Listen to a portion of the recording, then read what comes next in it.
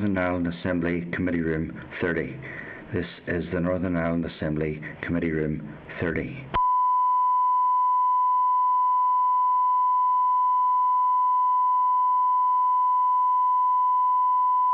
This is the Northern Ireland Assembly Committee Room 30. This is the Northern Ireland Assembly Committee Room 30.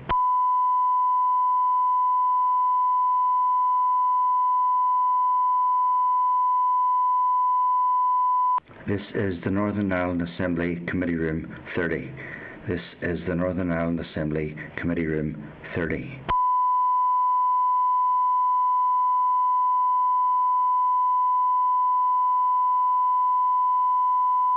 This is the Northern Ireland Assembly Committee Room 30.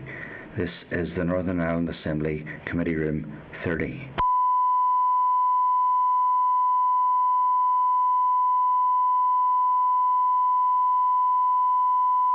This is the Northern Ireland Assembly Committee Room 30. This is the Northern Ireland Assembly Committee Room 30.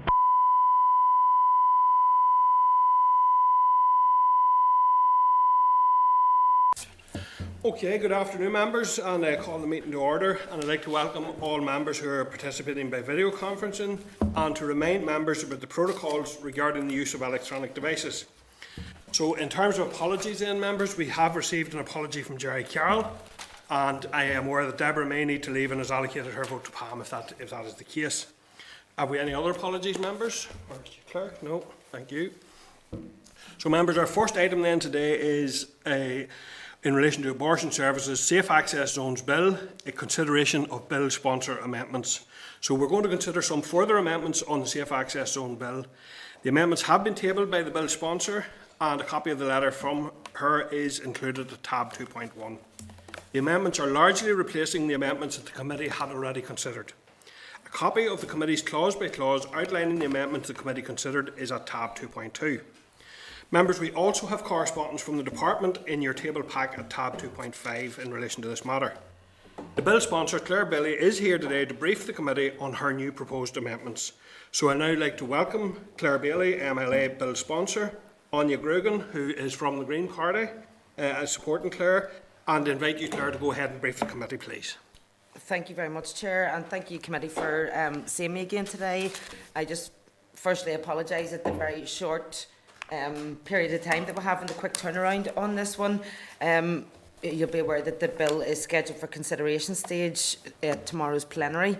But these have really come about at the request of officials from the department, and I met with the Office of Legislative Counsel on Wednesday the 16th of February to discuss the bill and any technical amendments that might be required before consideration stage.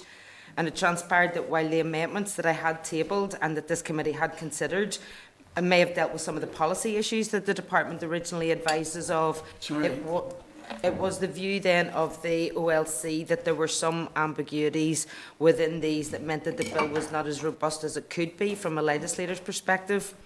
And I would like to put on record that the OLC have been extremely helpful in identifying changes and helping to draft alternative provision that would ensure that the intent of the bill translated more accurately and effectively in the clauses. So while it's not a policy shift, it's a tightening up and putting clarity, I suppose, within the amendments as they were.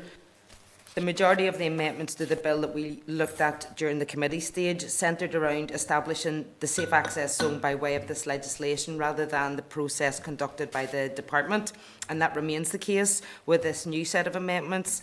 But it became clear that some of the tidying up that was necessary to ensure that the new process would be workable in practice and that there was no uncertainty around any of the stages. The main changes are around how a premises becomes protected under the legislation, how a zone can be extended beyond the automatic 100 metres as set out in the new clause 5A, and to clarify the obligation on the department around the publication of any zones. As you know, the evidence from the department and a number of other organisations clearly highlighted that the preference that the bill itself would set the minimum zone, and the new Amendment 4 does this, but the changes set out in Amendment 1 and 3 will ensure that the process around this is clear and that there is certainty around where is and is not a safe access zone. A premises will become protected, and so a safe access zone will apply to it if it satisfies the conditions that are relevant to it, either under Clause 2 or 3. Notification to the department from the operator will now be required under the changes in Amendment 1 and 3, and this ensures that there's no ambiguity around where a safe access zone is, particularly given that the bill now directly refers to the Abortion Northern Ireland No. 2 Regulations 2020, and we're still awaiting the commissioning of services here, so we're unsure of exactly what locations will be involved in the provision. But Amendment 1 will make sure that this bill remains flexible to adapt to any changes in the provision of services, but in a way that remains workable, especially if the department, or especially for the department, to fulfil their role in the publishing of the zones. New Clause 5A is quite similar to the previous Clause 5A that the committee would have considered, and one of the differences is that in 5A3, and that subsection really tidies up the process around when a zone can be extended beyond 100 metres, as was set out. The extension will only happen at the request of the operator if the 100 metres is not adequate to afford safe access. This ensures that the setting of a zone remains a proportionate and necessary intervention. This new clause also sets out the role of the department to maintain the list of the safe access zones. This is developed further in Amendment 8, creating a new clause 8A, and I know that the committee showed interest in how the safe access zones would be publicised, and there is an amendment on the table that looks at signage, and it was the view of the department that this clause is sufficient and the most appropriate way to deal with how they would discharge their duties under it, and that would be through a policy statement. I think that the Minister has also written to the department, to you as the committee, to clarify this as well. And it would create more difficulties if the bill is too prescriptive on how they should go about this, and in the interest of simplicity and allowing flexibility, I agree with the position of the department to deal with this in a policy statement following the passing of the bill. And I hope that this gives some reassurance to the members that Clause 8A is sufficient to deal with that issue without further clarification within the text of the bill and primary legislation. And there are a few other smaller changes to the bill. I propose that Clause 1 no longer stamp part of the bill on the advice of the OLC as being unnecessary. Amendment 12 also helps to give some clarity to the definition of a premises, given that it will mean very different things in each context and may develop further if we see the full commissioning of services. It also deals with what is meant by attending in the context of the bill, and this should help provide some legal clarity to the aspects of the bill. So I hope that members can see why these last-minute changes have been made and will agree that they only add to strengthen the bill, and I'm more than happy to take questions or clarity if members have any issues today. Okay, thank you, Claire. And I think, from my own point of view, I do think that it's a very welcome step, actually, and I do welcome the fact that the department have engaged so proactively with you, and indeed the input of OLC, which I think does provide some reassurance to us generally. But I think that's a really good example of a bill sponsoring department working together, and I have to say, from what I have seen of them, I have no issue with them at all. I think they make quite a lot of sense and clarity, and so I don't have any questions as such. And that, I suppose, before I go to members for any questions, this would mean then that we would not be moving our amendment, our committee amendment. We would rather be accepting Claire's amendments if that's the decision of the committee. So, questions, Paula? Thank you, Claire, for coming today and your work on this. No, I would concur very much with what the chairman has said there. I suppose the amendments that I put in, one was if, in case one of the clauses wasn't moved or fell, around the notices. I think that there was concern from the police and from some people who maybe were even opposed to the safe access zones. The lack of clarity as to where they were standing, whether they were inside or outside, and I just you know, obviously I picked up on your point there that the department feel that this clause, new clause 8, publication of the list, gives them sufficient scope then if they require, you know, if they need to put signage up or some sort of clarification for people. So if you could talk to that a little bit more, please. Yeah, and I think that the Minister, just to further on that one, has also has written to you as a committee to address that issue as well. And it was felt that, again, this sort of, we're in a stage where we don't know what the commissioning of services may look like. You know, if we do reach a stage where, for example, GPs might be prescribing, where pharmacies might be prescribing, where health centres might be prescribing, you know, that proliferation of street signage as a responsibility for the department might be excessive. And that's where we were sort of looking at, you know, the automatic zones. So for an operator then must notify the department if they wish the zone to be operable, rather than it being automatic. Because maybe not all premises will need it, is the other thing to be looking at as well. So the department have felt that they can publish a policy paper if this bill does pass that will suitably address a lot of those issues, and that would include signage and public notification within that. Okay. So I think the Minister refers to that in his letter to the committee as well. Okay, Okay. thank you. Any other questions or comments, members?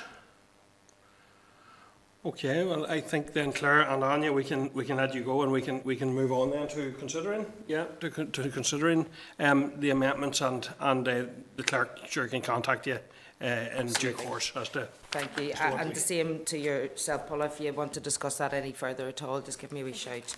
Thank you. Okay, thank you, Claire, and thank you, Anya.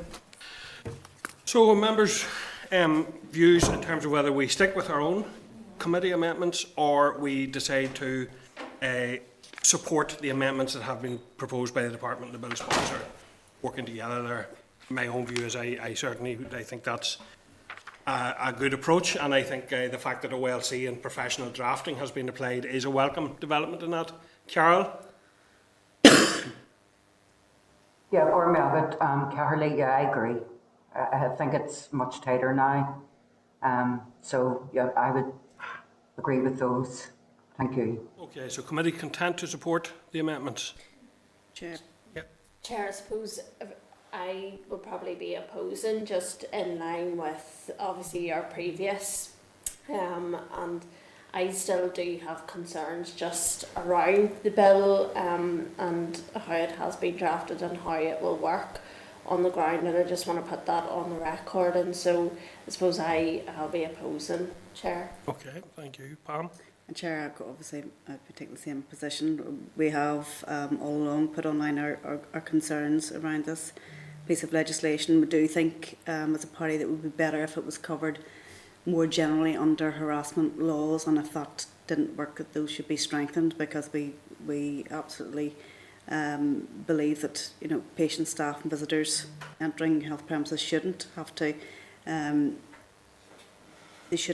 do so in a state where they're being harassed or abused.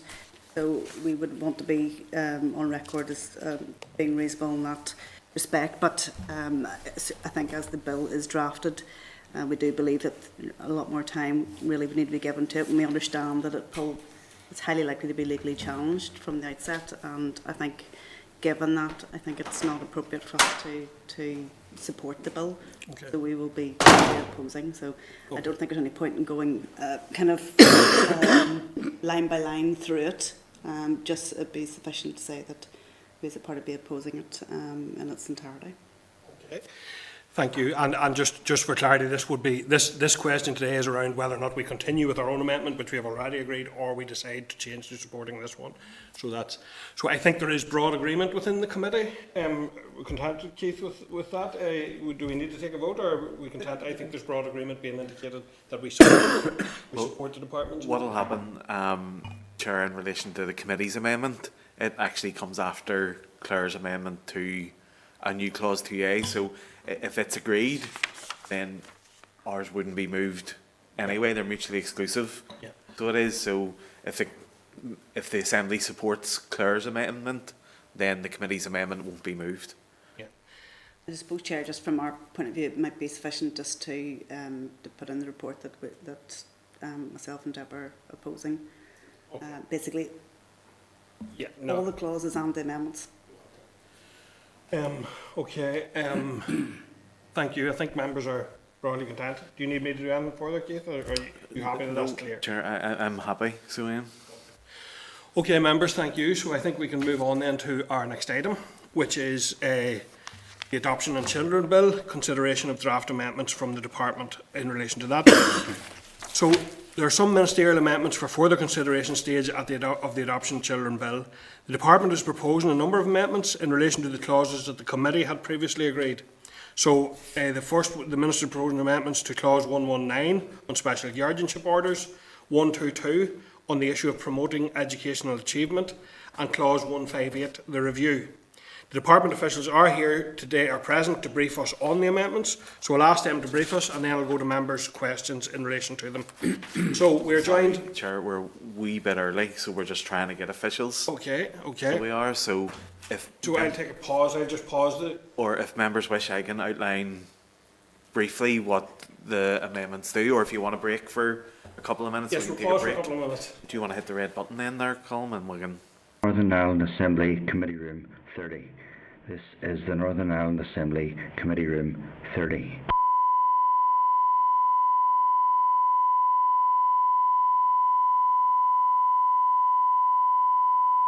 This is the Northern Ireland Assembly Committee Room 30. This is the Northern Ireland Assembly Committee Room 30.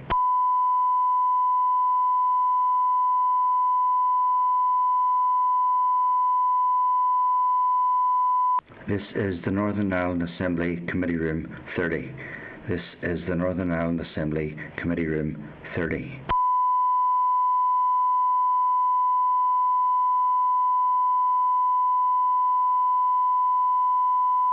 This is the Northern Ireland Assembly Committee Room 30. This is the Northern Ireland Assembly Committee Room 30.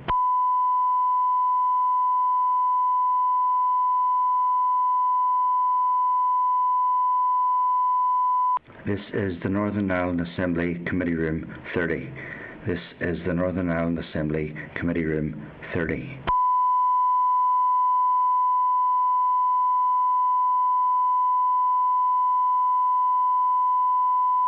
This is the Northern Ireland Assembly Committee Room 30. This is the Northern Ireland Assembly Committee Room 30.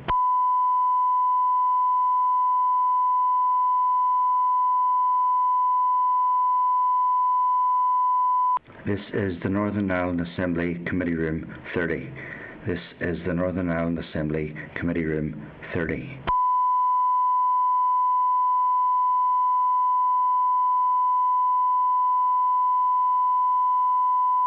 This is the Northern Ireland Assembly Committee Room 30.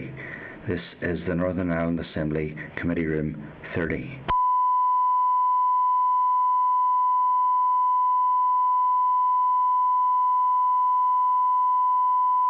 This is the Northern Ireland Assembly Committee Room 30. This is the Northern Ireland Assembly Committee Room 30.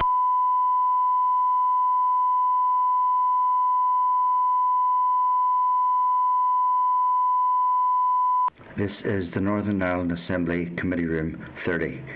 This is the Northern Ireland Assembly Committee Room 30.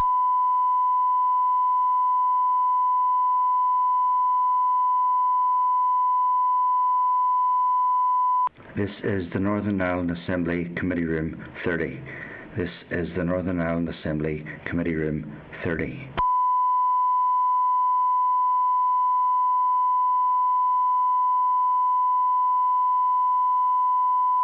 This is the Northern Ireland Assembly Committee Room 30. This is the Northern Ireland Assembly Committee Room 30.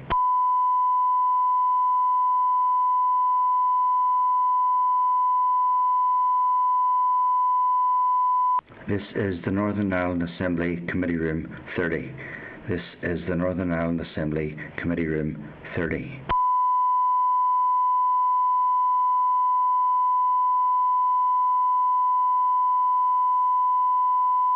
This is the Northern Ireland Assembly Committee Room 30.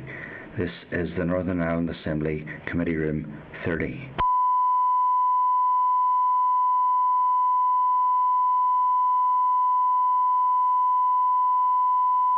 This is the Northern Ireland Assembly Committee Room 30. This is the Northern Ireland Assembly Committee Room 30.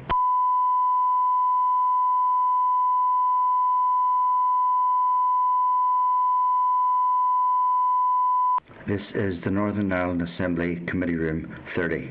This is the Northern Ireland Assembly Committee Room 30.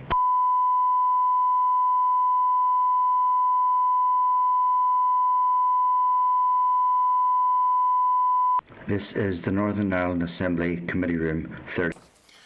Okay, thank you, members. So we have the officials on the line now, so we'll go straight across, and I will welcome Eilish McDaniel, who's Director of Family and Children's Policy. Can you hear us okay, Eilish? No. We're not hearing you there. I think you may be on mute, Eilish. Just check. I was, Chair. Good afternoon. I can hear you, yeah. Perfect, we're hearing you there now, thank you, good afternoon. And Julie Stevenson, who is Head of Adoption and Children's Bill Team. Julie, welcome to committee, and can you hear us okay? I can, yes. Yeah. Okay, well listen, Eilish, is it yourself that's doing the briefing? And if it is, please go ahead. Okay, so Chair, I wasn't asked to prepare an opening statement for today at all, so my understanding is that the committee had some queries about the amendment to clause 122. Am I right? Well, we were expecting to be briefed by yourselves on them, I believe. I'll just check with the clerk here, Eilish. It was just to give an overview of the amendments, but specifically on the second one, 122, just to give a bit more detail on what the rationale was. The rationale for that amendment. Yeah. Okay, so the department, I think it's fair to say, fully accepts that educational achievement, which is what the original clause referred to, is too narrow and too limited. And given the committee's interventions, we did seek advice from the Department of Education. And we were advised by officials in DE that we should probably use learning and development in place of educational attainment, which, as all of us know, tends to be measured in terms of the numbers of GCSEs and the number of A levels that children actually attain through school. So what we're proposing is, by way of the further amendment, is not to connect learning and development solely with education and training, which is what the committee's amendment is seeking to do, although obviously by referring to learning and development, that would extend to any that takes place through formal education and or training. By not limiting it to education and training, the duty that we're creating for trusts in terms of the promotion or the support of or facilitation of learning and development actually has wider application. And what we're attempting to reflect is that learning and development can happen in so many different ways, and that's what we're seeking to ask trusts to do. So, for example, Chair, learning and development can be by way of simple social interaction. It could be done by way of going to the theatre, going to the gym, engaging in team sport, learning to play a piano, a guitar, a tin whistle, going to Irish dancing, going to ballet, any of those things present learning and development opportunities for children and young people. And we think by not connecting the duty with formal education and training, that all of those things will actually be captured by the duty that clause 122 is seeking to create. Okay, well, my recollection of this is we were quite interested in the education. Now, we didn't want to limit it to only education, similar to yourselves. We wanted it to be broader. We did, however, also still value the education piece to the extent that we said that we wanted to add, facilitate and support to promote educational achievement. So in that spirit of what you're saying, I would have no particular issue, and I do think the point you're making is relevant. However, I think it would be more in keeping with that point if it were added to, so that it would read education, training, learning and development, that you would promote, facilitate and support all of those, rather than removing education. And one of my concerns would be, Eilish, that the sectors who we take evidence from were quite keen on improving the wording around education to make sure that that was in there. So I'm not convinced that it's a good idea to replace it, but I think adding to it would be fine. So I'll take views from members. Pam? Yeah, Chair, yes, thanks, Eilish. I would agree with you yourself, Chair. I think it's too important. The education aspect of it is too important to take out. So I don't think I would want to replace those words. I would be keen, as you've outlined, to actually add into that particular clause and actually strengthen it further. I think that would be very appropriate. Any other? Paula? Same, yeah. Yeah. Carol, your hand is raised there. Go ahead, please. Yeah, Chair, you covered my points, agreed. Okay, so listen, Eilish, could you also give us just a very brief overview of the change you're proposing on 119 to guardianship orders? And again, the rationale. Okay, so what we're trying to do by way of the further amendment is to align the duties to assess and provide. And that's consistent with what we've done in terms of adoption support. And in many ways, it doesn't make sense to have the two things out of line. So simply what we're saying by way of the amendment is that trusts will have a duty to assess the needs, the support needs of certain categories of individuals. The duty to provide then applies to the same categories of individuals. Our view is that those two things need to be perfectly aligned. It wouldn't make sense otherwise, and that's what that amendment is intending to achieve. Okay, thank you. And yeah, I wouldn't have any. I think that probably is a sensible enough amendment in terms of tidying that up. So I personally don't have any real issue with that one. Any other thoughts, Paula? Thank you. I'm maybe a bit confused here, so I'm just looking for clarity. The issue I raised previously around where grandparents, for example, would have been given a residency order, or obviously in this regard, a special guardianship orders, and then it's challenged by one of the parents, for example, in the courts in terms of contact. Would this, the financial support that sits under this, is that what that actually refers to then, in terms of? Supporting somebody through a court case, Paula, is that what you're saying? Yeah, if the contact order, for example, is being challenged. I suppose it would all come back to the best interest of the child, Paula. You know, so if it is considered that by way of the challenge, that the best interests of children are not being served, I mean, I would expect that a grandparent would be supported through the court to challenge the challenge, essentially, if that's the question that you're asking. Yes, it is. Thank you. No, it's great. Thank you. Okay, Carol, any questions in relation to that one? No, I don't think so. Okay. Any other questions then for Eilish in relation to special guardianship orders? No, thank you. And would you just do similar then with the review one, 158? Eilish, just a wee outline of what it is you're proposing and what your thinking is or your rationale is around that, please. Okay, so there's two parts to this. One is the frequency with which we will report on implementation, and the second bit then is when the duty to report actually comes to an end. So I think we made it very clear when we were at committee the last time around that our preference was to have a sunset clause contained within the primary legislation rather than having to do this by way of regulations at some point in the future. So one of the amendments will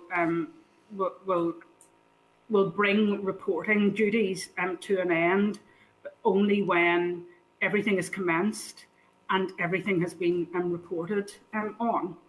So we will continue to report until both of those conditions are actually met.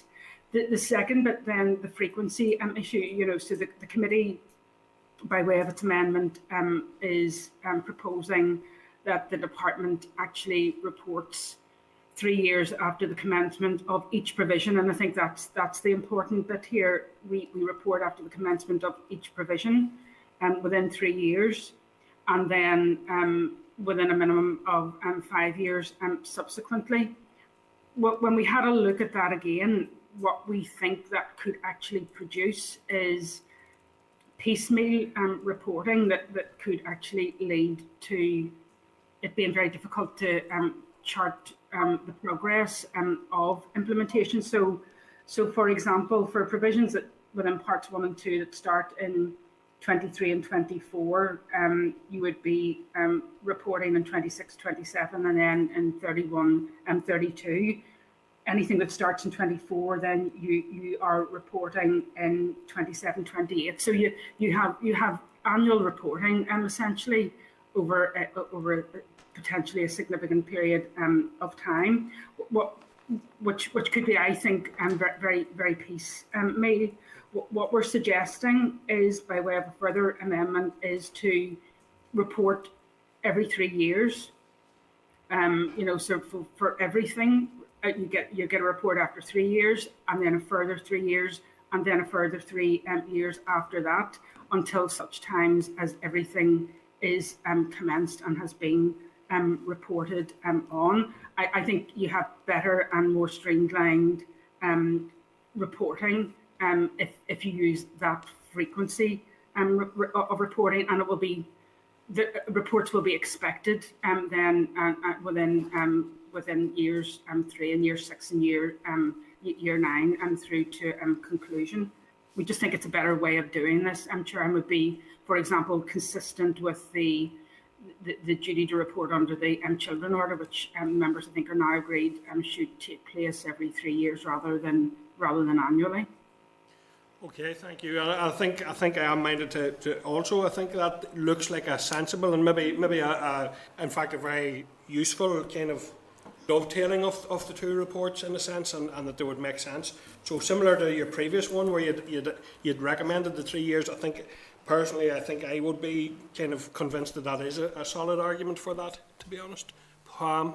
Yeah, thanks. Eilish, can I just ask you a question? I understand the intention of the amendment. Just looking for a little bit of clarity. So, reporting would be every 3 years. But does that mean reporting on Part 1 and Part 2 provisions as a whole, or are we talking about individual provisions? So every time when you've implemented something, you've got something to report on. So everything that has been implemented between years 1 and 3 will be reflected in the first 3-year report. Then anything that's implemented subsequent to that gets reflected in the second 3-yearly report and onwards through to conclusion. Does that make sense to you? So it's individual provisions really then? As things happen, things be reporting? Yeah. Yeah. It's only when you've commenced that you have something to report on. So as and when it's commenced, it will be reflected in the 3-yearly reports subsequent to it being commenced. And obviously, if it's reported in the first 3-year report, then it will not need to be reported on in the second 3-year report unless there's something additional has happened. Okay. Thank you. Okay. Thank you. Any other questions for Eilish and when we have the officials on the line? Eilish and Julie, No, I think that's about it, Ailish. I think really that it's clear there that the committee cannot support the amendment as drafted, but would be happy to support an amendment that would include learning and development alongside education and training. So I think that's the conclusion of that piece of it. And I think members then are broadly content with the other two as outlined by yourself. Given that we haven't seen the actual wording of it, but I suppose that's they haven't been laid, I suppose, but that would be something that we'd be keen that you could consider. So, Okay, thank you, Chair. yeah, okay, thank you then. Thank you, Eilish and Julie. I think that's everything. That's all the members' questions for today. Thank you for coming to us today with that information. Thank you and good luck. Thank you very much. Okay. Thank you. Okay, so members content with that. Chair, Yes, go ahead, for Pat. clarity, so that on that amendment 2, the clause 122, Yeah, we're not supportive of not supportive of the amendment. department's amendment, but they're not indicating whether. They haven't indicated yet whether or not they will include it, but I Yeah. suppose we'll just Just have to say that that'll be for the minister to Yeah, decide. so go away and report the that back. plan and would be say- is they'll report back. I'll send a letter this afternoon, just to outline the committee's intent to not support as drafted, but would be happy to consider. Be happy to support if it included learning development alongside. Yeah. it was redrafted before it was laid. I'm just thinking about the Time is deadline 9:30 for tomorrow for amendments. tomorrow, so it's very tight. Is there anything we can do as a committee to? The committee in theory could request an amendment along those lines. It would take the bill clerk a bit of time to draft. Then the committee would also have to agree what's been drafted as well. So it would mean us having to get agreement on the draft, providing that the bill clerk can do it before 9:30 tomorrow morning. I'm just thinking through the chair, maybe that could be done via email if it was possible. But it seems fairly simple in terms of. We could Of certainly. wording. I'll have a chat with the department after to see if it is something that they They will do. and lay. In fairness to the department, they've come and briefed the committee before they've laid the amendments, so they haven't been laid yet because they were keen to hear the committee's views. So they could well reflect on this and decide to further amend or. Yeah, okay. Carol, you were looking in there, I think. Yeah, Chair, so I think we need to do both. I think we need to write to the Minister, the Department, and ask can our amendment be included, because we feel it would be more inclusive. And in the event, I would be shocked to be fair, I would be shocked if the Minister doesn't take us forward, that we ask the Builds team to prepare an amendment today, and it's just the inclusion of that word. And if, just as a plan B, we could get that agreed by correspondence. Gormabit. Yeah, I think that's, yeah. So members content, and keep an eye on emails throughout the afternoon and first thing in the morning indeed if necessary. Members content that we clerk engage with the department and with the drafters here in that respect.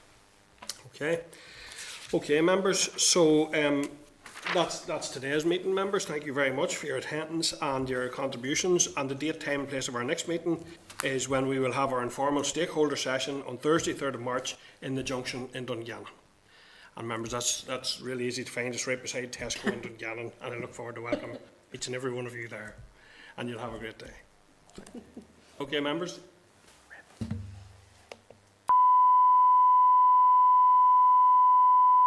This is the Northern Ireland Assembly Committee Room 30. This is the Northern Ireland Assembly Committee Room 30.